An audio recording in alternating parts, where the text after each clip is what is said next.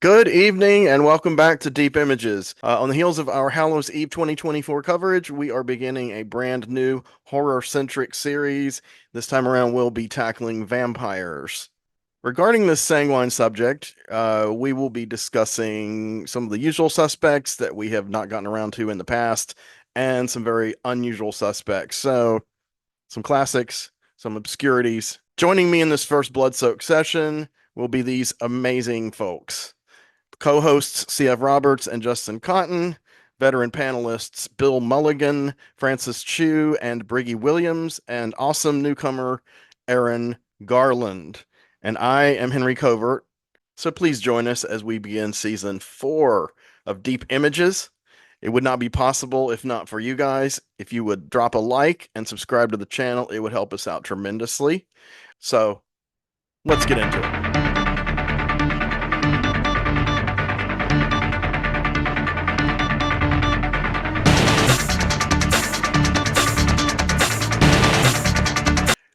Today we've got a wonderful array of folks. I've got Francis Chu with the really cool leather jacket, and I've got Thank you. welcome, got Bill Mulligan, C.F. Roberts, my beautiful co-host, and we got this new cat, Aaron Garland, sitting in with us. Tell us a little about you, man.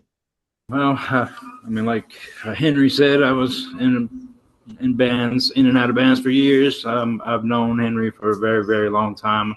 Yeah. I met him through my father, and he introduced me to some of the best films I've ever seen. So I'm just glad to make my attempt here. Yeah, it's good to know I corrupted some youth. Oh, yeah. Oh, definitely. Makes me happy. All right, so we're gonna get right into it. So Francis is gonna go first. What do you have for us, Francis?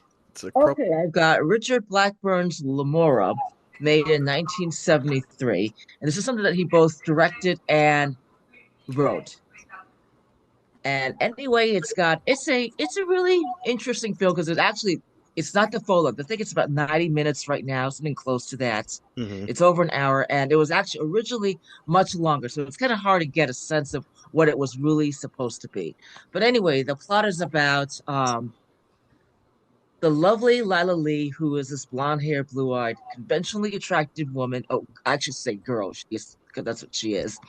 Who gets she gets summoned to her father, who is supposedly he's a gangster, and he's dying, and he summons her to Astaroth. And here I have to admit, I'm not really sure whether he does it or if it's LEMORA who actually finagles the thing. So anyway, she's on her way to the bus Lila, station. right. Yeah, and she's actually, I should say, she's the ward of a guardian. When she's going there, she gets hooted at and leered at by all these men, regardless.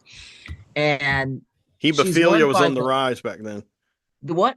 Hebephilia was on the Oh, rise back then. yep.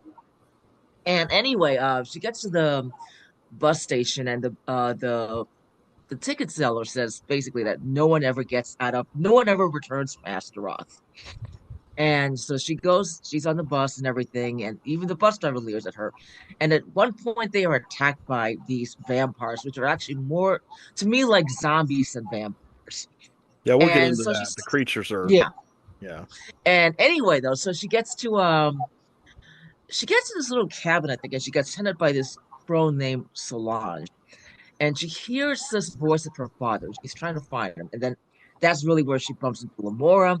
And she kind of invites her in with all these children. And she makes it very clear that she's interested in LEMORA. And I mean, Lamora is she's trying, interested in her. yeah. She's kind of this really glamorous lesbian vampire. Very And so, tall. anyway, she's going to make her kind of like blood sister. They're going to rule forever. They're going to live forever and rule forever. And Right. she tells her all these stories, and it's funny because one of the things that she tells her about how men are really silly. And this kind of reflects an earlier theme of, Lila Lee getting leered at by all these men. But anyway, though, so she's there, and she feels attracted to LEMORA as well, too, until she looks at this diary and discovers that this kid was basically abused by her. She hears all these voices from kids saying that you need to run away. So she runs away. And then there's this next segment, which is like about 20 minutes of her running from place to place in the dark. And at one point, she starts getting chased by these vampires.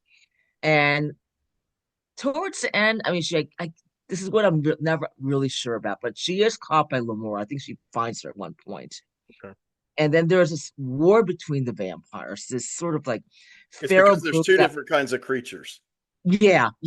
And there's the feral sort that sort of attacked her when she was on the bus. And then there's more like typical human-like vampires, kind of like LEMORA. Yeah, the furry ones were on the bus. The furry, scraggly dudes. Yeah. Yep, They were kind exactly. of pitiful. And then she gets bitten by no, sorry. I think she gets attacked by her father, and then she kills him. And LEMORA bites her, and she turns into a vampire. And then, in the meantime, the pastor is trying to find her, and he finally arrives at Astaroth, and they kind of embrace. And then she attacks, and that's kind of the end of the film.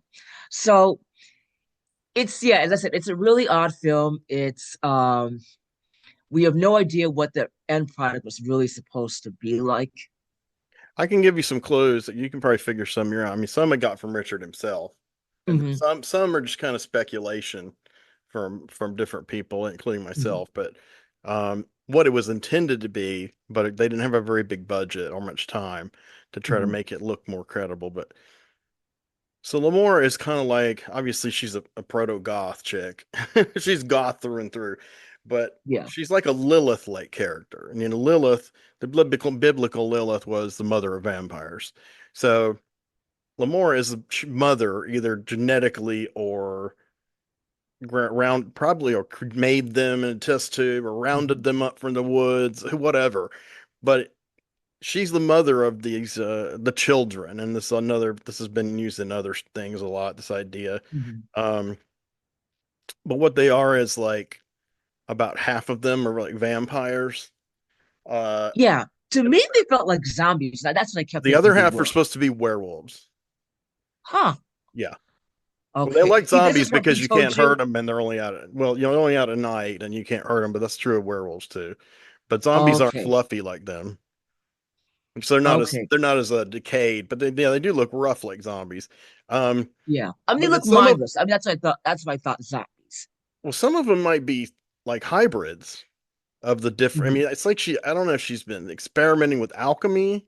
I'm sure he told me this when I talked to him, but it's been 20 some Hmm. years. I do remember the vast majority of our conversation, though, because when I recorded it, I listened to it over and over. I was going to get this guy to publish it, but that just never happened. Hmm. Hmm. Um, the few incidental things, her father's name is Alvin Lee, which of course he got from the rock musician Alvin Lee of 10 Years After, who was very popular when this movie came out. Um, and Richard himself went to UCLA film school, Yeah. same class as Jim Morrison. Oh, I He's didn't realize that. Yeah, That's he's in fascinating. that scene in The Doors by Stone. I mean, they don't identify him as Richard Blackburn and they don't point him out, but he's like, "You remember Hmm. that scene? Yeah, I was sitting in that room when that guy Morrison went at it." Um, Coppola was there, but he was a bit older. He was on campus. Oh, wow. Um, so Richard and Morrison were both born in 1943. This was 1966. Um, but anyway, what I was going to say about Richard, yeah. So Richard appears as the pastor. Yes. Yeah, and the pastor's kind of a bastard, really. Um, and another He's incidental not as thing. holy as he looks. What'd you say? He's not as holy as he looks. No, he has some I mean, impure No. thoughts about little Lila. yeah, definitely. The thing that I found fascinating about this movie is that it seems like such a commentary on what was going on vis-a-vis feminism. Yeah, tell us about I it. don't know if you've read Valerie Solanas' Scum Manifesto. It Some was of it, very yeah. much it was very anti-male. It was published in 1967. And the fascinating thing about it is that she goes on this tirade about how men are diseased, half lumpen creatures. Right. Let me see if I can find the exact quotes here. Well, Francis, you could go keep a copy of the Scum Manifesto laying around. I'm getting a little scared here. Oh, I have. I mean, I have it on Kindle. Okay, I hope you're not agreeing with too much of it. No, no. Seems nice. It's just fascinating We for the can still be for the friends, period. right? You're not going to try to kill Right, me. right. Because Solanas did try to kill somebody. So, Kid tried to kill Oh, Andy yes, Warhol, he did. right? Yes, Yeah. yes. she hated men, but she tried to kill like this effeminate, uh, not ambiguous, you know what I'm talking about, kind of Yeah, Yeah. guy, not polyamorous, androgynous. not Mhm. exactly the poster child for the patriarchy, Andy Warhol. Right. Yeah. Um, Well, But she okay. calls maleness a deficiency disease and says that a typical man is a half dead, unresponsive lump in a subhuman animal. And I thought that's what those pharaoh vampires look like. well, Mm. that's kind of So I Lamora's almost point of wonder view, if that's what he but was, building off from. yeah, I think he didn't tell me that specifically, but I do think the idea is Lamora is withdrawn from well, obviously from the human race. And you said the Mhm. town was called Astaroth. Yeah. Yeah, see, I'd And forgotten that's that. supposed to be based on a Lovecraft story. No, not Sounds that like And part, it. but Astaroth is a demon. And I covered Alucarda recently, and Alucarda had three patron demons that she would scream their names, sometimes very, very, very loudly and streaky, but she would cast spells that way. And there was Astaroth, Astaroth, Belphegor, Beelzebub, and then somebody would burst into flame. But yeah, Astaroth is that the what Richard said is he read two stories when he was a teenager. One is more famous than the other. H.P. Lovecraft, the yeah. Shadow over Innsmouth, where the people are all kind of degraded and degenerated because they've mated with the old ones. They've come old ones, not the old ones, the deep ones, Mhm. the kind of aquatic saurian beings that worship Cthulhuoid, Mhm. beings. Some of them came ashore over the. Of course, that plot is really also developed in Haunted Palace and in the movie Haunted Mhm. Palace. Well, the book's called Case of Charles Dexter Ward, but the movie was called Haunted Palace. But anyway, in Shadow of Innsmouth, similar kind of thing happens, and the people are kind of degenerating. Mhm. Great story. And then he also read a story called The White People, which sounds kind of ridiculous now if you think about it. Um, the White People by Arthur Machen, who was another fantasy writer of that period. I think Lovecraft and him were kind of contemporary, so he might have even come Mhm. a little before Lovecraft, because Lovecraft wrote that book, Supernatural Horror in Literature. So think about that. He's writing that in the early 30s. I mean, so he's did people who are before him, and it's pretty amazing. Mhm. Um, but he said those two were just his idea that there's a village, of these people. But these themes are all across horror movies, Yeah. science fiction movies, comic books. I mean, Jack Kirby did a lot of stories like this. I mean, like in Mhm. The Demon and High Evolutionary and all these kind of things where you have that kind of somebody withdraws from society and they kind of create their own little race and they're not quite human, they're sort of animal and you know, I but wonder if it's sort of based on those hippie communes. The yeah, idea of these. I agree. And the other thing is he claims, and I don't, I totally believe him, that the idea that gets lost on a lot of people is that, and maybe because it's not always delineated what the creatures are all the time, except some of the Mhm. vampires, is that, but you kind of touched on it. There's an internal war going on between the werewolves and the vampires. So there's disharmony within her little commune. And Mhm. he believes that the people who made Underworld stole that idea from him. I mean, it's an Oh, easy idea to arrive at. And they took their yeah. time arriving at it because it was like 35 years later. But I'll be Yeah. honest, watching their Mhm. Underworld movies as derivative and shallow as they are, I believe him that they just like, hey, that's a cool idea. I saw in Lamora. Cool. And then their God's like, what's Lamora? It's like, never mind. But I know there's like 10 Underworld movies, which I had no idea of. I'm seeing them on my streaming Mhm. yesterday. Well, Um, I thought what was most interesting too was the fact that towards the end these vampires are saying that Lila is draining and devouring men, and it just seems like sort of like a feminist criticism of men accusing women of doing all that. well, they don't want So her to I be one of them, and they don't want the woman to be free and liberated sexually, and Yep, exactly, exactly. and neither So does the I've neither always does the wondered if this is, minister. yeah.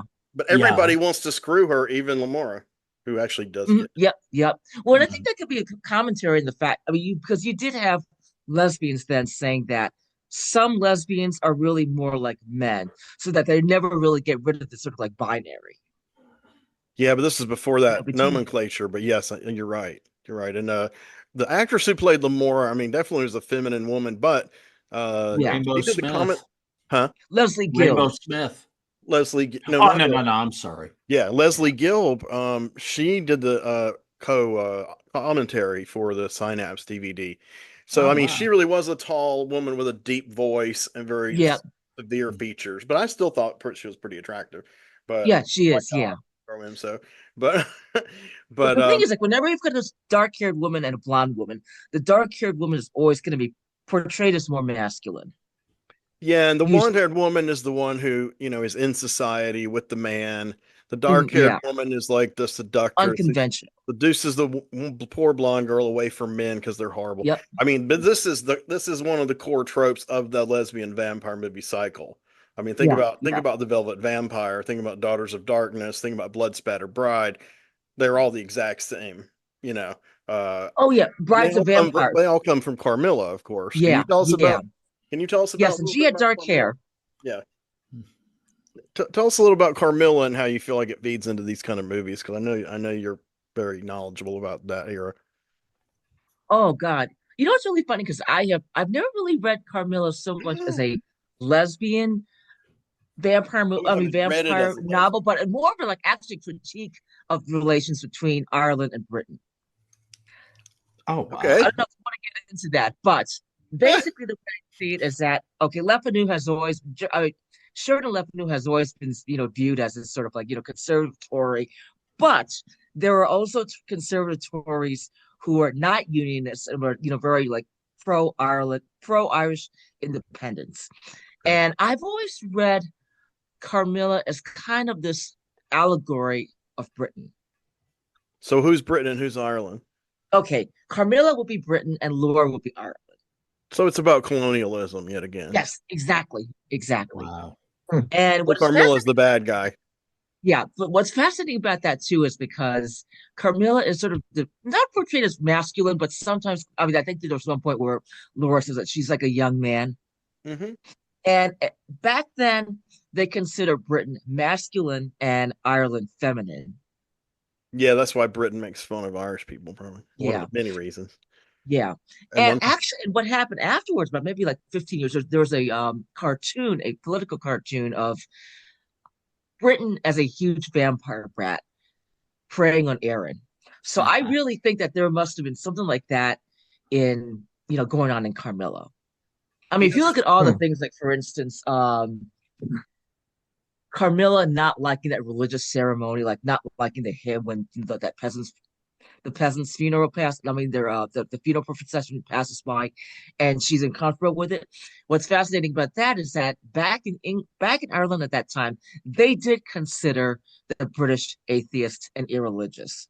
So there may be something like that going. I mean, maybe accent, but there may be that going. And then plus the fact that Carmilla makes a huge deal about being noble blooded and everything, and that would sort of align with the fact that you know those absentee But British but I landlords well taking over land, or Protestants actually owning so much of the land in Ireland. So I would that's say, how I but see. I'm not sure of this, but I just based on some clues in the movie and things Richard said, I got the idea that Lemora was born in America, but like several Oh yeah, centuries oh yeah, back. yeah, yeah. But I was talking about Carmilla. That's why. Oh, I'm sorry, I switched gears. Yeah. My bad. So what? But what were you saying about Lemore? In I mean, being an American vampire. I mean, she looks like it. She sounds Yeah, I like it. mean, she to me, in my mind, well, I always had a head canon that she was the vampire that turned the dying Jesse Hooker into a vampire. Was in Near Dark because they're both from the same geographical location. Uh, Oh, wow. but that's just my idea. What do I know? But I'm not promoting fanfic. No, I'm kidding. I don't Sounds care. like it. I've written it, but I don't care one way or the other. But I do think it's a cool idea. Because I love Near Dark. Bill covered Near Dark last year with the vampires and did a great job. Um, yeah, Lamore is really interesting. She's kind of like American Gothic, and Mm-hmm. I think she's a Yeah, it's supposed to take powerful. place in Georgia. Yeah, I think yeah. It's supposed to. I think it was actually. I mean, it was filmed in California, but it was supposed to be It was based in. filmed. Yeah, it was filmed in California. Actually, part of it's supposed to take place in North Carolina here. Uh, Mm, wow. but yeah, he did film it in California. And, I mean, we joked about it. And he's like, "Do you think it looks like North Carolina?" I'm like, "I don't know. I mean, you have bushes, we have bushes. I don't know. We have buildings, you have buildings. I mean, there's no landmarks when you would know. Um, but uh, Hold on. Somebody's binging me, and I don't know if it's Brie. No, not Brie. Okay. So anyway, yeah, and the other thing I thought of was something you said. I don't know if any of y'all seen this movie called Jonathan from the early 70s, a German film. I haven't seen it. Mm. So Jonathan No. is told from the point of view of Jonathan Harker, Ah, and, and Oh wow. but it is portraying Dracula as a Hitler-esque fascist who feeds on the proletariat. So fair. I have not. That I, would make sense. I mean, colonialism. yeah, there's some people I know who've seen it. I think my friend Tim McLean's seen it. I think Amy Green, as some of you all might know, I think she's seen it, but it's there's no official copy. There was like a cool trailer on YouTube not long ago that made me want to see it more, and I just couldn't get a hold of it. But I think Dwayne could find us a copy. Now that I think about it. Do you have any other observations on the film or thoughts, opinions? I thought, like I said, I think it's really interesting from a feminist perspective. At least that's how I read it. So I was interested to know if he had said anything about that to you. Well, kind of, yeah. I Because mean, it seems like it's such a commentary on masculine power. That's what well, it seemed like at least. it's a period of female empowerment. So, and it's also a period where in a lot of movies, back then there I was, mean, it's right after women's lib. it That's what it seems was, to sort of like. and it was also an era where, there's free love and, Yep. promiscuity and orgies and stuff. Um, and women were allowed to have pleasure for the first time and have whoever Mhm. they wanted as a partner, whatever gender. Um, Yeah. and what I think, what he told me, but also what I just think in general about Mhm. that era is, um, the lesbian vampire movie is a great allegory for that. Obviously, what we already talked about that and how the Mhm. older woman vampire is luring the other female into this other Yeah. world of lesbianism slash vampirism, you know. Mhm. Um, but I also think there was not a bit as big a thing as there is now about age. I'm just got to say that. That's why I Yeah. mentioned hebephilia, because hebephilia is sexually attracted to someone who is pubescent. Mhm. Pedophilia is someone prepubescent. So, Right. Mm. biologically, a man will be attracted to a pubescent girl. He's just never going to Mhm. touch her. Well, you Mhm. shouldn't. But and in real life, Cheryl Rainbow Smith. God, we haven't named her yet. Yeah, she plays Lila Lee. Yeah. She's Yes. in a ton She of was in a cult bunch of movies porn after. movies, right? She was in a ton of cult movies after this. Yeah. Richard Mm. discovered her, and as he put it, she was a rounder on Sunset Strip, which basically meant she was a 14-year-old hooker. And Mhm. Yeah. he liked her look. Wow. I think by the time they filmed, she was 15. Uh, but the way I mean, she looks so pure. she does, well, she might. I don't know. She probably had more sex than Richard had at that time because he said he was a bookworm. I was like, you bookworm and the hooker, but he said she was That'd a be a sweet. movie in and of itself. Oh Mm. yeah, there probably were some or something weird titles. Mhm. Um, no, he said she was a really sweet girl. I think he wanted her to go in. I'm just speculating, but I think he wanted her to Mhm. get into movies so she'd get off the streets. Have Okay. a more healthy, and she did. Yeah. And she had a To long a career degree. because she was very Yeah. young. Um, but she was in Massacre at Central High. Yeah. Mhm. A ton of movies I'm forgetting off the top of my head that Like everybody. the Pom Pom Girls, maybe. Mm. Well, I was thinking one's a little more well known than that, but yeah, yeah. Yeah. Well, You Up get in Smoke, I think she had an appearance in. And I'm thinking too that this movie was just filmed like after the gay rights movement just kind of started, with Harvey Milk around the Oh, yeah. late 60s. Well, Harvey Milk didn't really ascend until the late 70s, and they Okay, killed. I thought he was somewhere. I mean, there Yeah, was he was some activity around in going the on in late the late 60s, but he 60s. wasn't Yeah. in a public office till the late 70s. Oh, yeah, yeah. And then But that he was in action. piece of shit killed him. Excuse me. Um, yeah, I mean, really, that was just sickening because the Twinkie defense. Come on, man. Mhm. Yeah. Um, Yeah, I think it's based on what I'm saying is like there were a lot of teenage girls who were awakening in their sexuality, and that was depicted in books and movies, and it wasn't as verboten as it is right now, you know. Yeah. So I think having her play that part and that character, it goes right into it. It wasn't as shocking as it would be, say, nowadays. Um, Mhm. but it wasn't unusual then. I mean, she was slightly younger than most of them, but a lot of those girls were 16, 17, 18. And we're not just talking like, the exploitation movies. A lot of the uh when people went on to be big actresses started out doing sex movies when they're late teens, like Sissy Mhm. Spacek and um Susan Sarandon. They all started in that kind of I was gonna say Ellen McRae, aka Ellen Burstyn. She did start out in that, but she wasn't a teenager. She was already like in her late 20s, around 30. Mhm. And it's funny, you Mhm. look at a movie that she's in from 1968. I can't think of the name of it. Y'all would probably know. Oh, Tropic of Cancer with Rip Torn. So she has a Ooh. very sexy scene in that. 1968, she could pass for her early 20s. 5 years Mhm. later, 5 years later, she's the mother in The Exorcist, and very Wow. weird. It was, but she changed her name. She's a great actress, but yeah, it's all these things. Any movie from that period, I think, is a confluence of those factors, and I think Car is a great mirror for Mhm. those things. Do you have any closing thoughts on the more facts that I It's forgot? funny because it really is like light years away from say something like uh Hammer's It's more lesbian influenced by the European films. probably. Let's turn it over to you guys. Thoughts on Lemore?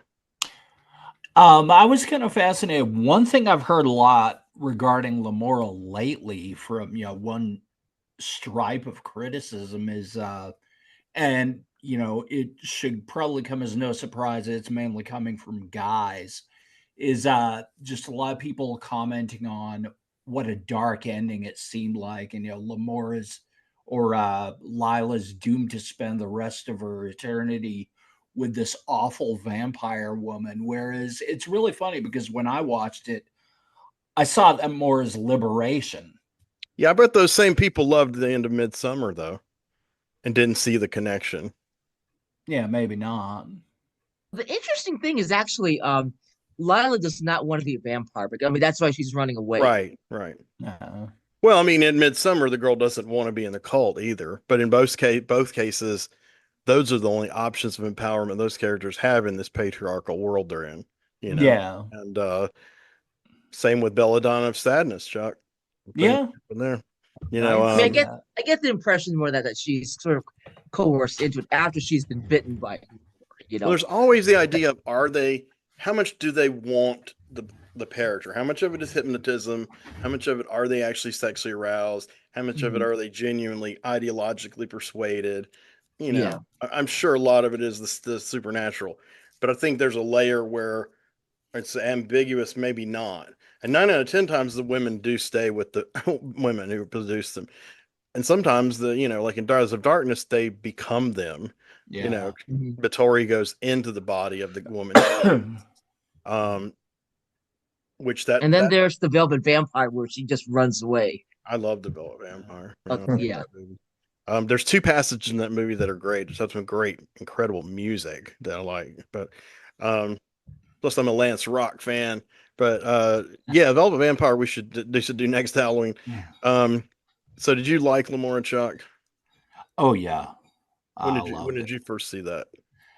Some years ago, it was probably, I think at first I've seen it a couple of times.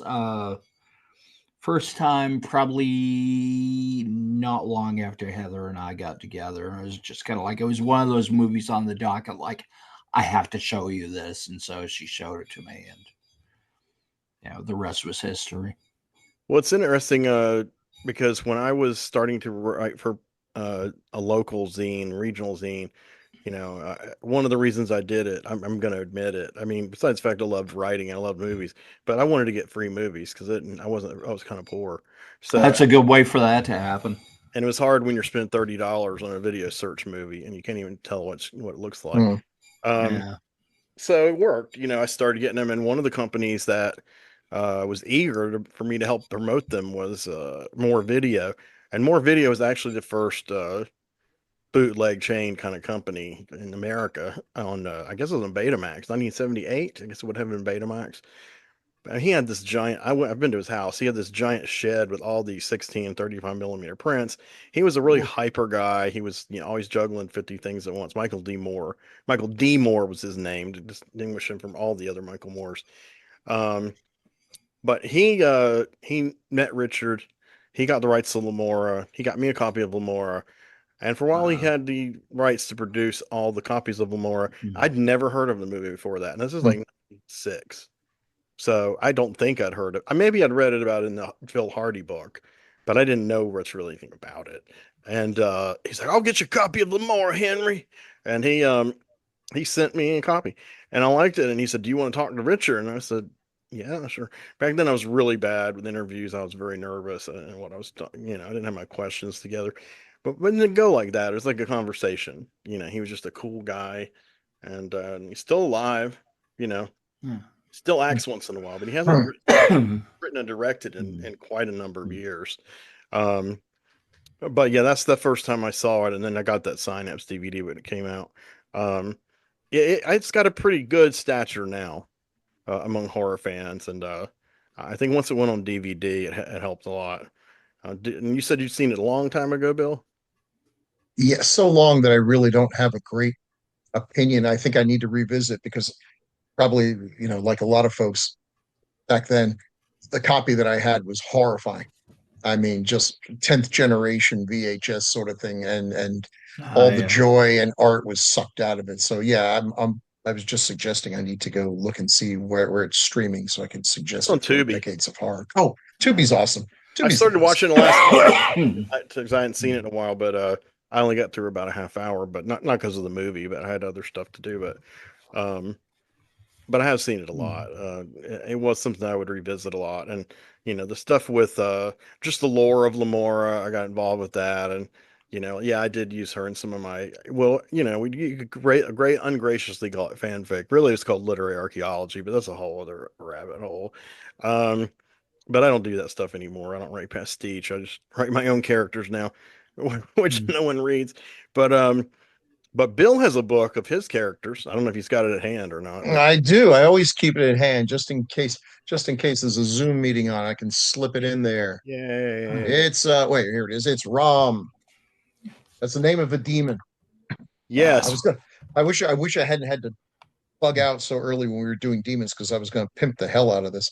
Uh, you that's did fine. mention it. I did mention it, but I didn't pimp the hell out of it. No, you didn't go deep into the demonic Yeah, thing, but because demons are fun and vampires are fun too. But it's not my turn yet. that's okay. This is So. to quote Dwayne. This is a conversation, so Sure. not the conversation. Well, when you get to my turn, I'll talk about my love-hate relationship with vampires. Okay, I remember I heard I that can't last year, wait. so now some other people will hear it. Yeah. Hopefully we have slightly more viewers than last year, maybe 10 more. But anyway, so that's Lamore, everybody. Yes, check it out on Tubi. Print on Tubi is really good. It's not pristine, but it wasn't a pristinely shot movie. Right. But it does look almost. I guess it depends on what you watch it on. I watched it on one of Hmm. my small TVs, which is HD. Looked good. I remember the DVD looking better, but it's in limbo. It's another one of those movies Hmm. that no one knows when it's coming out on Blu-ray. Yep. I saw it on YouTube. Yeah, there's copies on YouTube. It Yeah. was two Yeah. years ago, I think. Okay. Chuck, can you talk to these people about what we've got going on that we would like to know about? What we've got going on. Well, we just you've probably already seen our big. Hopefully, you've seen it. If not, you need to go back and check it out. Our big zombie hoedown. Oh Which yeah. but in any case, in anything we've seen, anything we're going to do, you need to go down. You need to go down. You need to subscribe, and you need to hit like on all the videos because that helps us with the algorithm. And click on that little bell icon because that will give you notifications every time we put up something new. Yeah, it doesn't. It used to be if you subscribe to a channel and you opened up YouTube. I mean, one of the first things, if not the first thing they recommended, would be your subscription. It still does that somewhat, but you still get smaller channels get buried. Let's put it that way. So if Yeah. you do the notification bell, you'll actually get a direct, hey, there's a video out. And we actually have a friend of the show, Nicola Nazarino, big shout out. She listens to that bell. She hears that bell, and in 5 minutes, she's watching the video and put the first like on it. Well, second Mm. after me. See, that's why you need to do that. Exactly. I'm going to turn this over to the amazing Bill Mulligan. The amazing Bill Mulligan. Ever since I got bit by that spider, I became the amazing Hell Bill yeah. Mulligan. So this one this one goes back a bit. It's from 1985, and okay, now I got to think. And my head hurts. It's probably 1986 or 87 before I saw it. I was married to my first wife. She was a doctor. We were in Denver while she finished up her internship and residency. And I found out that there was a local college where people were really into anime. We called Japanimation back then. Yeah, I remember that. Yeah. And they had a friend who was in Japan. I think this was like a theology college, and there was someone doing a mission in Japan, and he was sending tapes back. And we would trade them and watch them. And now these were 100% in Japanese. There was no effort whatsoever to translate them. So if you get or say it's Sora 2, Love Me Forever. Yeah, good luck. Good luck making any sense of that movie in Japanese. It was years before I got to see an English dub and realize it didn't help. It was still incomprehensible. Was it a You had fan to. dub? It was no, it was a good dub. It's just that this is a movie Or a fan based on a sub? long running TV show Hmm. where there were so many in jokes Yeah. and characters, and you're trying to make sense of it.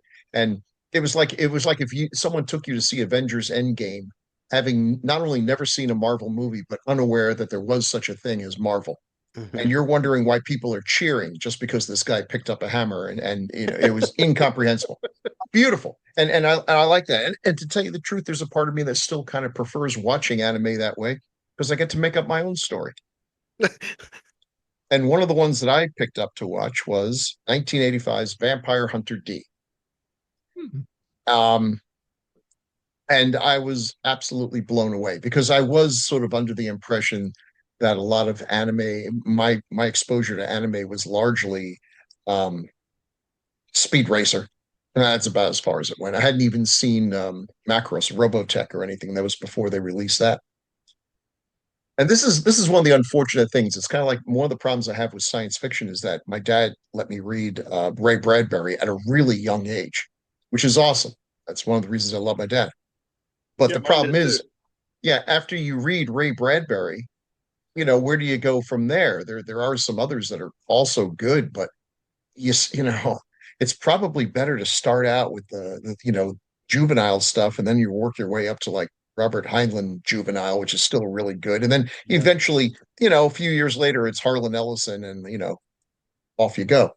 But yeah, watching Vampire Hunter D kind of spoiled me for anime, and it's not typical at all. So this movie, now there's another Vampire Hunter D, Bloodlust, and if you're younger than me, as almost everyone is, that's probably the one you want to see because it's more modern and it's more for modern sensibilities. Vampire Hunter D was a low budget affair.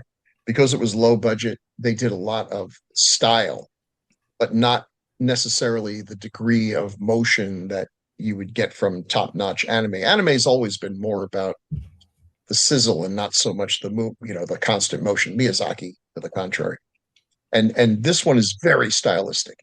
It reminds me of another favorite of mine that I picked up. Just coincidentally, I picked up Egg of an Angel, Angel's Egg, You covered that which on this channel. yeah, which I covered that, and it turns out Same this creator.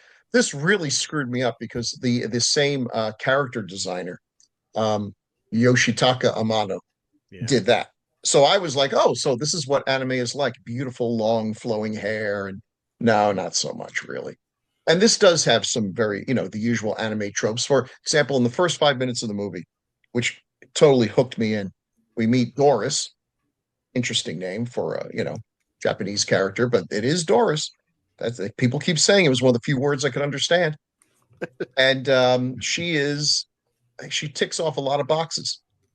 She's a boss girl with a really cool laser rifle who wears um, absolutely the worst outfit you could pick for a post-apocalyptic, hell, scape. She's got like a very short dress, long legs, very bosomy, just completely next to Red Sonja, the worst outfit for a warrior you could imagine.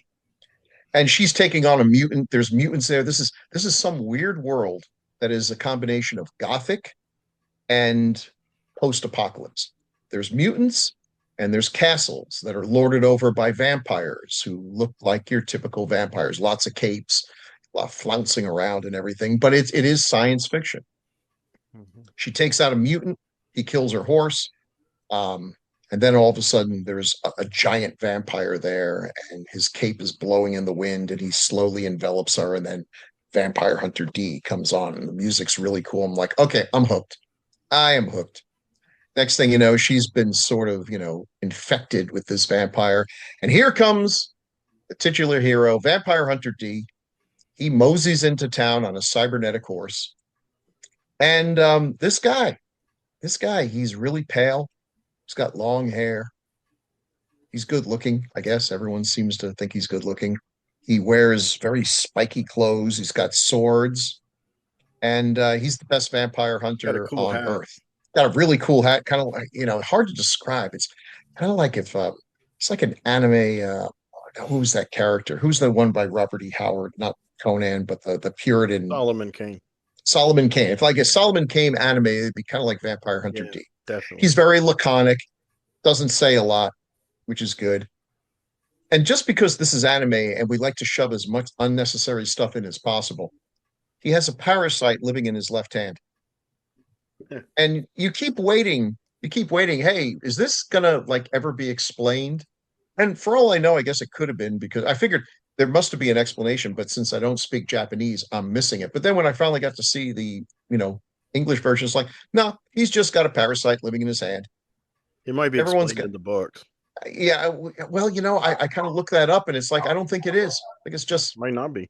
Dude, he's got a parasite in his hand. Shut up, Everyone's got their problems. It's just a characteristic. I mean, yeah, it kind of reminds everybody's life's got static. Yeah.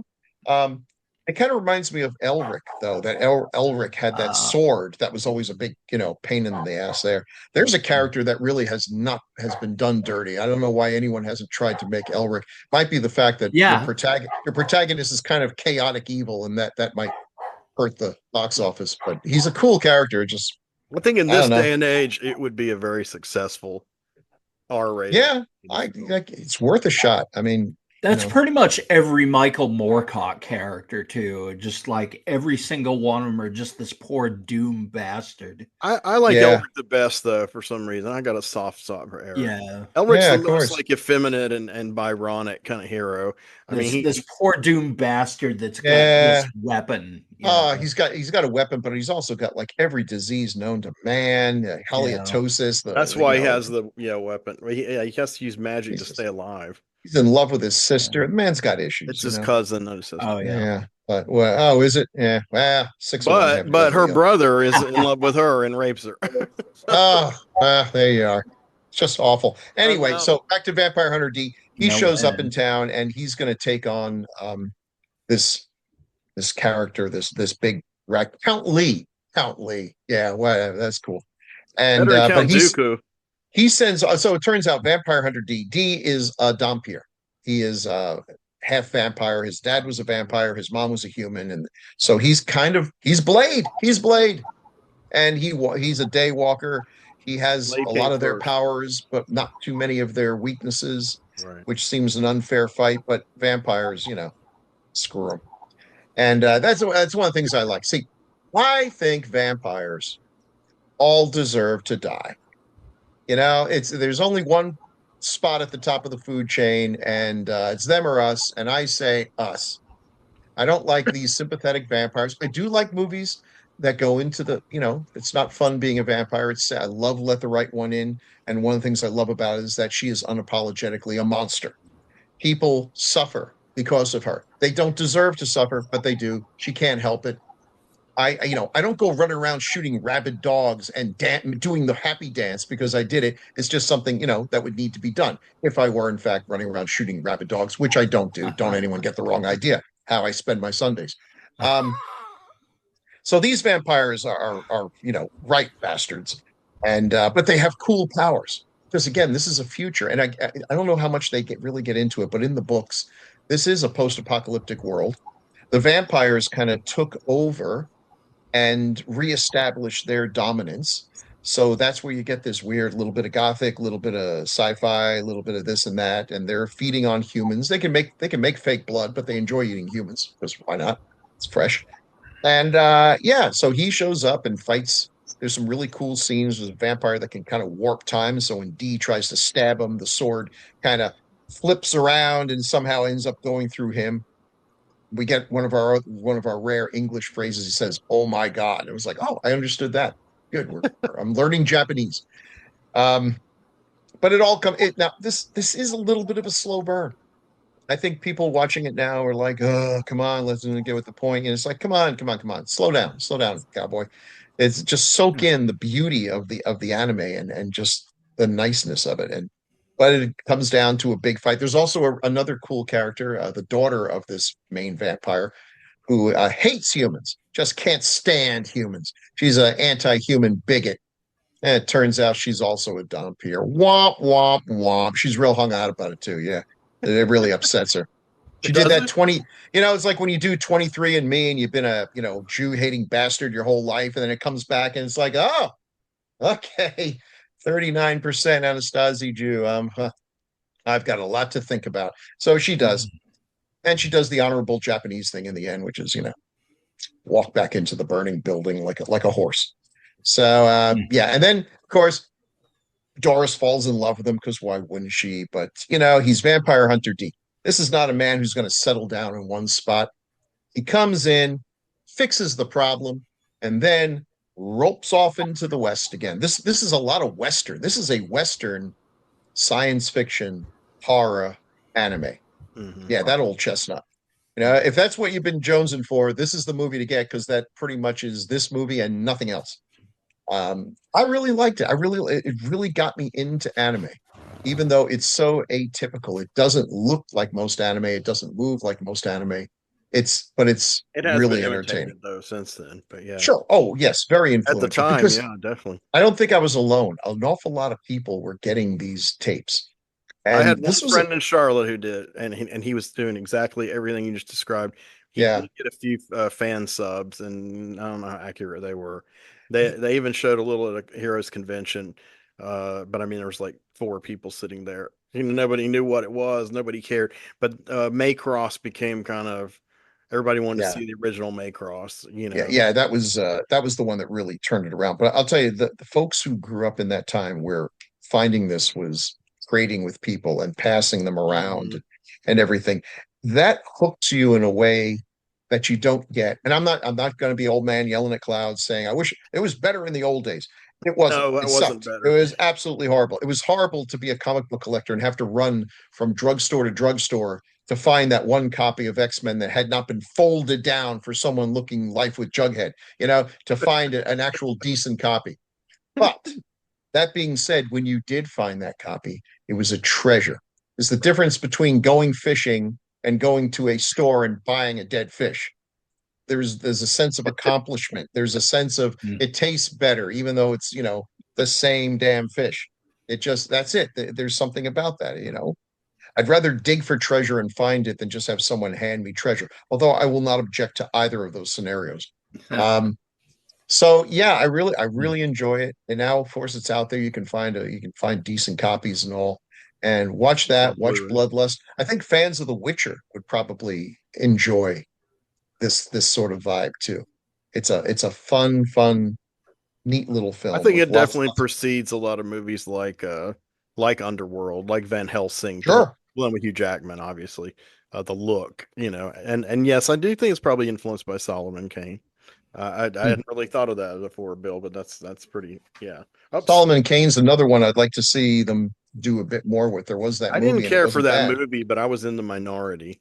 Well, I mean, I was happy that it was made because, Yeah, you know, it's like when Daredevil with Affleck, and then you see Charlie Cox, and you're like, why was I ever happy about that? mm, But it's all we had. that's all All there right. is, just a little bit of change.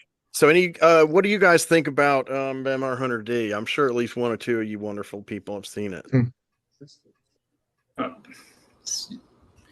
That was actually the first anime I ever saw in my life. Excellent. I was very, very young. I probably should not have watched it. The left hand completely just I couldn't even put it into words. And you're right. I don't understand why or what it meant, but it just left a mark that I don't think I'll ever. I mean, I played the video game, like anything I could get my hands on for this movie, I did, and I was way too young, but I loved it. It was great. He became an iconic character. I don't mean to sound like the other old guy, but for your generation, Aaron definitely really did love that character, for sure. But I also have to say to you, sir, Eric Koza is the best of the Eternal Champions, the first. He's cool. I love Elric, don't get me wrong. It's all right. We all have our favorites. I'm not just messing with you. No, I was gonna say it's very interesting. Chuck, have you seen this anime? No, I have not. I've heard it mentioned for years, and people have kind of talked about it like it's the gold standard. So, well, another thing about what Bill said about and we were talking about having the like just having it. When I finally saw Vampire Hunter D, which wasn't that many years after it came out, it was the Carl Masek dub, and Bill might disagree with me. I don't like most of his dubs, but that's all we had back then. I mean, when you have all these Japanese, they're Japanese characters, and they're like, "Hey, what are you doing, man?" And I'm like, "Oh, huh?" It really took me out of the movie, that kind of shit, and so I had to like practically turn the volume down to watch Vampire Hunter D the first time. Then a few years later, I saw it in Japanese, and I was like, "Yeah, this is really great." I wasn't distracted so much by the attempts. Because Masek said his mission was to make this stuff accessible for Americans, i.e., cutting, making bad dubbing that didn't follow the actual script, and I mean, but it is all we had at the time. I mean, he did a good service. At least he got it out there, So that's cool. But what about you, Francis? I know you're probably a big fan. I have not seen that at all, or even heard of it. That was extinct. All right, well, we're going to go ahead and wrap up this amazing episode. Thank you, Bill. Vampire Hunter D. Welcome. Very iconic Vampire Slayer. If you love Blade, Captain Kronos, then you'll like this. Take care. Oh, and by the way, like and subscribe because the algorithms are getting us down, man. Tell your friends. Thank you. Have a good night. And it's true that we cannot see that far behind. If we looked all the way in the past, we'd go blind. In the night, from the stars as they've all lived their lives, and the light that they gave as they burned and then died.